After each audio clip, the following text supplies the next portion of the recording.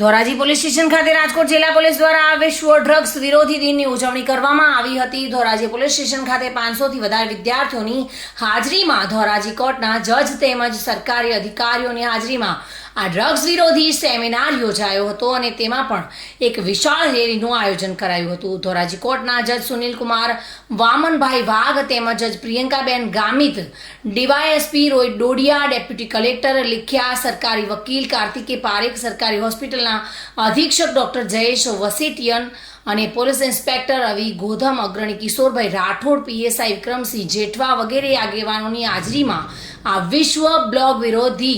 drugs વિરોધી seminar યોજાયો હતો અને વ્યસન મુક્ત થવા માટે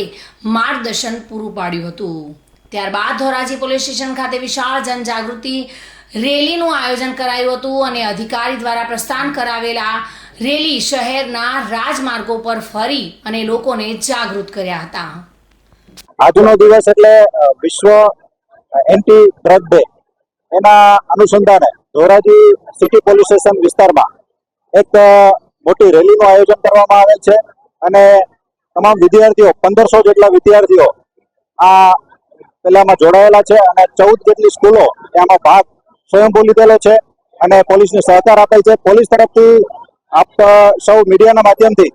એવી પણ એક અપેક્ષા રાખવામાં આવે છે કે આ વિદ્યાર્થીઓ જે પોતે જહેમત ઉઠાવી અને રોડ ઉપર રેલી કરવાના છે તો તેનો સંદેશ ફક્ત એટલો જ છે કે આ એન્ટી ડ્રગ ડે છે એને એક દિવસ પૂરતો નહીં પણ કાયમી માટે ઉજવવામાં આવે અને કોઈ પણ જાતનું વ્યસન એ પોતાના માટે અને સમાજ માટે એકદમ ખરાબ છે એનું એક ઉદાહરણ પૂરું પાડે અને પોતે તમામ નશામાંથી મુક્ત થાય અને નશાને જાકારો આપે એના માટેનો આ એક પ્રયાસ છે પોલીસ વિભાગ તરફથી, જેમાં જ્યુડિશિયરી વિભાગના તેમજ પ્રાંત કચેરીના